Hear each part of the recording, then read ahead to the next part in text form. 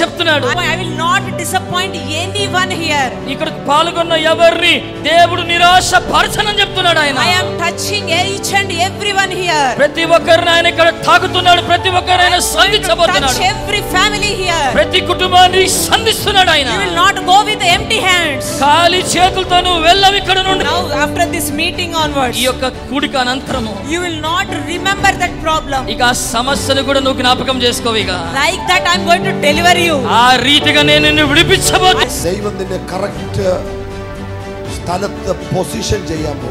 దేవుడు నిన్ను ఖచ్చితమైన స్థలములో స్థాపించబోతున్నాడు. നിങ്ങളുടെ ലൈഫിൽ എന്തൊക്കെയോ മൂവ്മെന്റുകൾ സംഭവിക്കാൻ പോകുന്നു. మీ జీవితంలో కొన్ని మూవ్మెంట్లు జరగబోతూ ఉన్నాయి. വലിയ റിവൈവലുകൾ സംഭവിക്കാൻ പോകുന്നു. గొప్ప ఉజ్జీవము జరగబోతూ ఉన్నది. ఈ హోలీ స్పిరిట్ పవర్ నిങ്ങളുടെ మేల్ వెളിപ്പെട്ടാൽ, ఈ పరిశుద్ధాత్మ శక్తి మీ మీదకి దిగి వస్తే అదెల్లం చణం కత్తున్న പോലെ కత్తి మారిపోవు. చూడండి, అవన్నీ కూడా బూడిదైపోతాయి, అవన్నీ కూడా ధూళిలా మారిపోతాయి. ఈ పవర్ ముందు సగలద కత్తి చాపలైపో. ఈ యొక్క శక్తి ముందు ప్రతి ఒక్కటి కాలి బూడిదైపోద్ది. వర్షങ്ങളുടെ శాపങ്ങൾ మారిపోవు. అనేక సంవత్సరాల నుండి ఉన్న శాపాలు తొలగిపోతాయి. നമ്മുടെ ദൈവം വാഗ്ദാനങ്ങൾ തരുന്ന ദൈവം. మన దేవుడు వాగ్దానాలను ఇచ్చే దేవుడు. കഥ പറയുന്നു ആകാശം മാറിപ്പോകും. ఆ వాక్యం చెప్తా ఉంది, ప్రభువారు చెప్తున్నారు, ఆకాశము తొలగిపోవును. കർത്താവിന്റെ വചനം പറയുന്നു ഭൂമി നീങ്ങിപ്പോകും. దేవుని వాక్యం చెప్తా ఉన్నది, భూమి గతించిపోవును. എന്നാൽ കർത്താവിന്റെ വചനത്തിന്റെ വള്ളിയോ പുള്ളിയോ നീങ്ങിപ്പോകത്തില്ല. కానీ దేవుని వాక్యము నుండి ఒత్తైనను పొల్లైనను తొలగిపోదు. ദൈവത്തിന്റെ വാക്കുകൾ മാറുകയില്ല. దేవుని మాట ఎన్నటికీ మారిపోదు.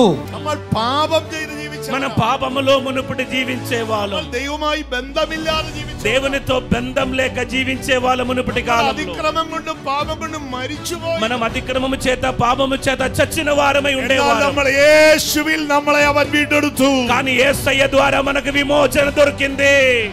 യിരെമ്യാവ് 33 ഇങ്ങനെ നമ്മൾ വായിക്കുന്നുണ്ട്, എന്നെ വിളിച്ചപേക്ഷിക്കുക, ഞാൻ നിനക്ക് ഉത്തരമരുളും. యిరెమ్యా 33వ అధ్యాయములో ఇలా కనబడుతుంది, నన్ను మొరపెట్టుము, నేను నీకు ఉత్తరమిచ్చేదను.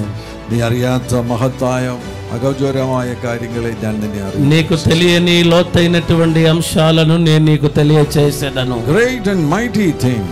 అంటే నీకు తెలియని గొప్ప కార్యములు నేను నీకు తెలియచేసేదను. നീ ഇതുവരെ അറിഞ്ഞിട്ടില്ലാത്ത മഹത്തായ കാര്യങ്ങൾ കർത്താവ് അറിയിക്കും. ఇంతవరకు నీకు తెలియని లోతైనటువంటి కార్యాలు దేవుడు నీకు తెలియచేసేదను. നിങ്ങൾക്ക് ലഭിച്ചിരിക്കുന്ന ഈ രക്ഷ എന്ന് പറയുന്നത് ഒരു ഉണർവാകുന്നു. మీకు దొరికిన ఈ రక్షణ ఒక ఉజ్జీవానికి గుర్తు. ദൈവ സംബന്ധമായി നിങ്ങൾ ഉണർത്തപ്പെട്ടു. దైవ సంబంధముగా మీరు జీవింపబడ్డారు.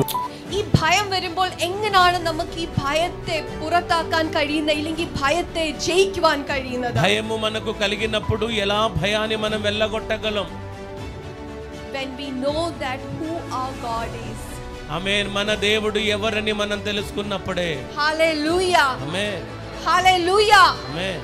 നമ്മുടെ യേശു ആരാ നമുക്ക് വെളിപ്പെട്ട് കിട്ടിയാല് പിന്നെ ഒരു നിമിഷം പോലും ഭയത്തിന് അവിടെ സ്ഥാനമില്ല. మన ప్రభువారు ఎవరవని మనకు ఆ ప్రత్యక్షత మనం కలిగి ఉండే ఆమెనే మాత్రం భయపడడానికి వీలుండదు. And our life must be only for maintaining the holy fire of God. మన జీవితాలు ఎందుకంటే కేవలము దేవుని యొక్క పరిశుద్ధమైన అగ్నిని నిలబెట్టుకోవడానికే. When it comes to the presence, only God should be glorified. సన్నిధి విషయానికి వచ్చేటప్పుడు కేవలం దేవుడు మాత్రమే మహిమపరచబడాలి. It is God's glory. అది దేవుని మహిమ. And that fire shall only come from God's glory. మరియు ఆ అగ్ని యెహోవా సన్నిధి నుంచి మాత్రమే బయలువెళ్ళును. Peter means the church. పేతురు అంటే సంఘము అని. Church lost the fire. సంఘము అగ్నిని కోల్పోయింది. Disciples are leaving Jerusalem. శిష్యులు యెరూషలేమును విడిచి వెళ్తున్నారు. Jesus went and spoke with them. యేసు వెళ్ళి వారితో మాట్లాడారు. Jesus was speaking to them. యేసు వారితో మాట్లాడేటప్పుడు their eyes were closed. వారి కళ్ళు మూయబడ్డాయి. But their hearts were burning. Today I pray, let your hearts be set fire. నేను ప్రార్థిస్తున్నాను, ఈ రోజు మీ హృదయంలో మండుచుండాలని. Let the word ignite your heart. వాక్యము మీ హృదయాన్ని రగిలించాలి. Let your hearts burn with the fire of God. Recharge your inner man.